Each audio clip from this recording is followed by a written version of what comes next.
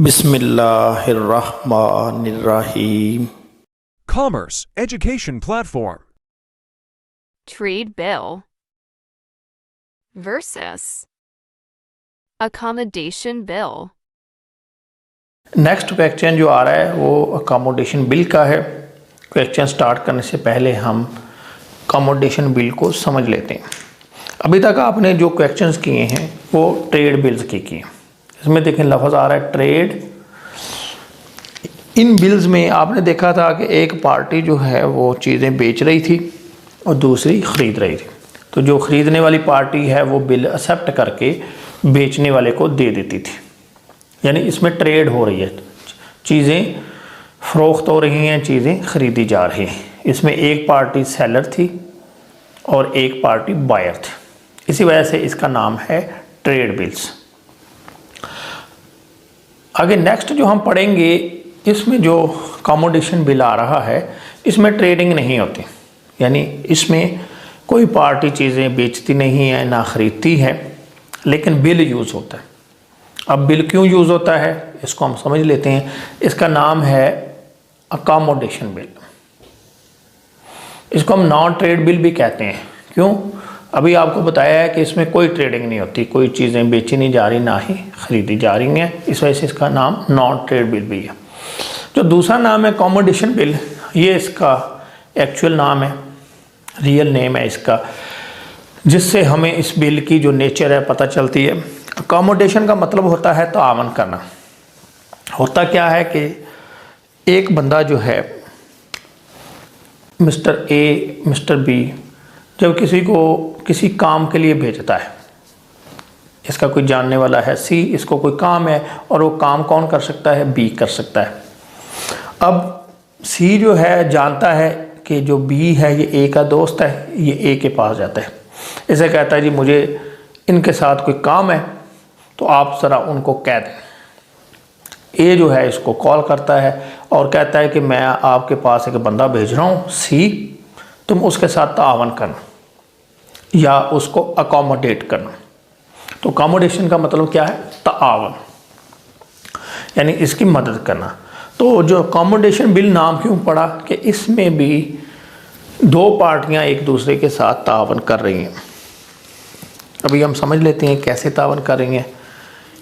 X और Y ये दो पर्सन हैं और दोनों क्लोज फ्रेंड हैं या रिलेटिव्स हैं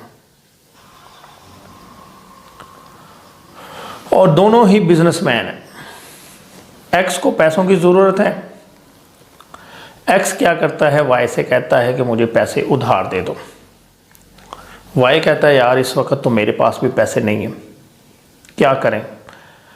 अब वाई ये इसको ऑप्शन देता है, क्लोज फ्रेंड है ना ये, तो वाई एक्स से कहता है कि देखो तुम ऐसे करो, बिल मुझसे एक्सेप्ट करा लो। दोनों को बिल के बारे में पता है, ये भी जानता है कि बिल ऑफ एक्सचेंज क्या है, ये भी जानता है। वाई एक्स से कहता है कि तुम उसे बिल ऑफ एक्सचेंज एक्सेप्ट करा लो और डिस्काउंट करवा के अपना जो काम है या अपनी ज़रूरत है पूरी कर लो। जब मुकर्रर तारीख आएगी तो तुम मुझे पैसे दे देना, क्योंकि बिल ये एक्सेप्ट करेगा। वाई जो है इसने इससे कोई चीज़ें नहीं खरीदी, सिर्फ एक्स को पैसों की ज़रूरत है, वाई के पास पैसे नहीं है। वाई ने इसको अकोमोडेट किया या वाई ने इसके साथ ये तावन किया, इसको कह दिया कि चलो तुम ऐसे करो, एक बिल ड्रा करो, मैं एक्सेप्ट कर लूँगा, ठीक है, तुम उसको डिस्काउंट करवा लेना बैंक से। बिल जो है इसके पास आएगा, ये डिस्काउंट करवा लेगा, पैसे इसको मिल जाएंगे। अब 3 महीने जो हैं, सपोज 3 महीने का बिल, एक्स को पता है कि मेरे पास 3 महीनों में पैसे आ जाएंगे या 2 महीनों में आ जाएंगे, लेकिन एहतियातन 3 महीने का बिल ड्रा कर लेता है या 4 का कर लेता है। अब जब 4 महीने पूरे होंगे, बिल वाई जो है पे करेगा, बैंक जाएगा वाई के पास, वाई बिल की पेमेंट कर देगा। अब इसने तो कुछ लिया दिया ही नहीं है, चीज़ें ली नहीं है, बिल ऐसे ही एक दोस्ताना तौर पर एक्सेप्ट किया है। तो अब एक्स क्या करेगा कि जब बिल की ड्यू डेट आएगी, इसके पास कहीं से पैसे आ जाएंगे तो ये वाई को दे देगा। अब बैंक जब वाई के पास जाएगा, वाई बिल की पेमेंट कर देगा, तो मामला ख़त्म हो जाएगा। एक्स को भी फ़ायदा हो गया कि इसकी ज़रूरत पूरी हो गई, वाई ने अपना एक दोस्ती का फ़र्ज़ अदा कर दिया कि इसके साथ तावन किया, बैंक ने बिल डिस्काउंट किया तो इसको प्रॉफिट हो जाएगा, यानी तीनों पार्टियों का फ़ायदा हो गया। इस वजह से इसको कहते हैं हम अकामोडेशन बिल। वाई ने एक्स को अकामोडेट किया कि बग़ैर कोई चीज़ें लिए हुए, बग़ैर कुछ ख़रीदे हुए इससे एक्स से बिल एक्सेप्ट करके एक्स को दे दिया। एक्स ने डिस्काउंट से अपनी ज़रूरत पूरी कर ली और जब बिल का टाइम आया तो पैसे वाई को भेज दिए, वाई ने बैंक को पेमेंट कर दी, मामला ख़त्म। इस वजह से हम इसको कहते हैं accommodation bill, non trade bill. No sale purchase involve just to accommodate friends और रिलेटिव्स। यानी ये फ्रेंड्स लिखा है मैंने, तो अगर बिजनेसमैन है आपस में, रिलेटिव्स भी हैं, तब भी ऐसी सिचुएशन हो सकती है। क्योंकि अगर कोई किसी को नहीं जानता या किसी के साथ अच्छे टर्म्स नहीं हैं तो वो तो बिल कभी भी कोई बग़ैर चीज़ें ख़रीदे एक्सेप्ट नहीं करेगा। अब इसकी पहले तो हम डिफरेंस देख लेते हैं दोनों में। एक तो फ़र्क आपको पता चल ही गया कि इसमें क्या है, ट्रेड बिल में सेल परचेज है, सेल परचेज जिसको हम कहेंगे ट्रेड, इसमें ट्रेड है, इसमें no trade. First difference. Second, इसमें क्या होता है कि जो बिल है वो कुछ देकर, यानी चीज़ें उधार देकर एक्सेप्ट करवाया जाता है।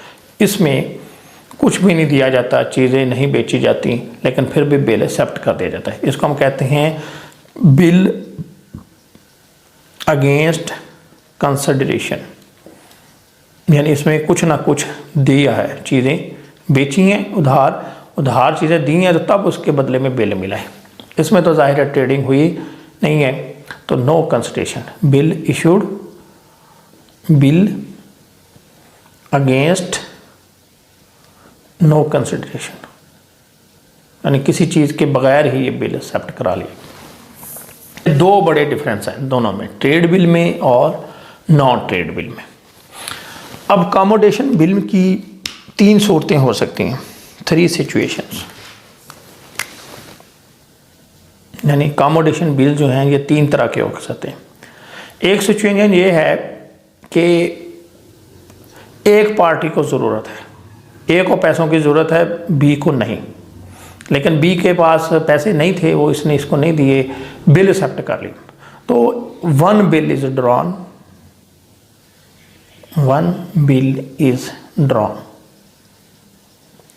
For one party.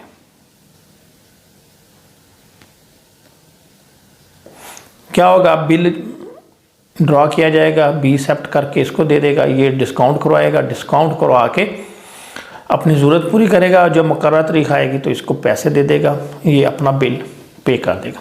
दूसरी सिचुएशन, ए को भी पैसों की ज़रूरत है, बी को भी पैसों की ज़रूरत है, तो ये क्या करते हैं, आपस में एक बिल ड्रॉ कर लेते हैं। ए बिल ड्रॉ करता है, बी एक्सेप्ट कर लेता है, ए डिस्काउंट करवाता है, डिस्काउंट करने के बाद जो पैसे मिलते हैं वो आधे आधे कर लेते हैं, 50-50। यानी 10,000 का बिल समझ लीजिए, इसने 5 ले लिया, 5 इसने दे लिया, बिल इसने पे करना है बी ने, ये ड्राई है या सेप्टर है। मुकर्रर तारीख को क्या होगा,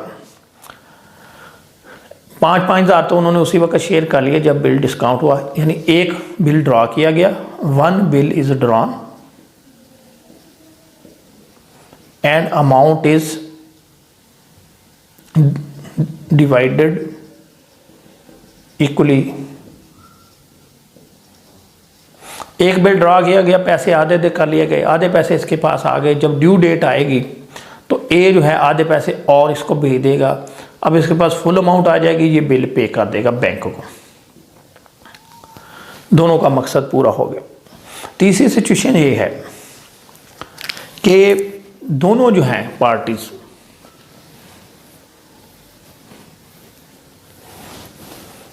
दोनों पार्टी जो हैं ए और बी, इन दोनों को पैसों की ज़रूरत है, लेकिन ये कहते हैं कि भाई मुकर्रर तारीख को तुम जो मुझे, जो एक्सेप्टर है जिसने बिल एक्सेप्ट किया है, उसने कहा कि जब मुकर्रर तारीख आएगी तो तुम जो मुझे पैसे वापस भेजोगे, तो इस ऐसा नहीं क्यों ना करें कि तुम भी एक बिल मेरे ऊपर ड्रा करो, मैं तुम्हारे ऊपर ड्रा कर लूँगा, जब मुकर्रर तारीख आएगी तुम अपना बिल पे कर देना, मैं अपना कर दूंगा। मसलन 5,000 का बिल इसने इसके ऊपर ड्रॉ किया और 5,000 का बिल इसने इसके ऊपर ड्रॉ किया। इसने अपने बैंक से डिस्काउंट करवा लिया और इसने अपने बैंक से डिस्काउंट करवा लिया। अब क्या होगा, इसने जो बिल एक्सेप्ट किया है, ठीक है, इसकी पेमेंट इसने करनी है, तो ये जब मुकर्रर तारीख आएगी इसका बैंक इससे रब्ता कर लेगा।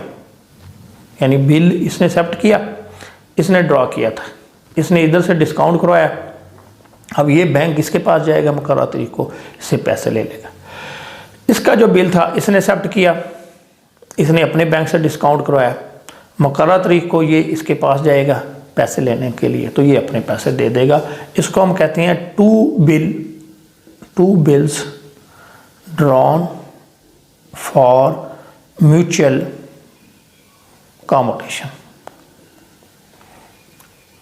तो ये 3 सिचुएशंस हो सकती हैं बिल की, कि एक बिल ड्रॉ किया जाए, एक पार्टी पैसा यूज़ कर ले, एक बिल ड्रॉ किया जाए, दोनों आपस में डिवाइड कर लें और मुकर्रर तारीख को जिसने बिल ड्रॉ किया था वो आधे पैसे एक्सेप्टर को भेज दे, मामला ख़त्म, वो पे कर दे।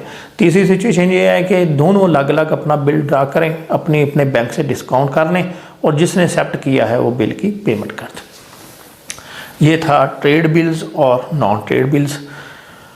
नेक्स्ट लेक्चर में हम अपना क्वेश्चन स्टार्ट करेंगे।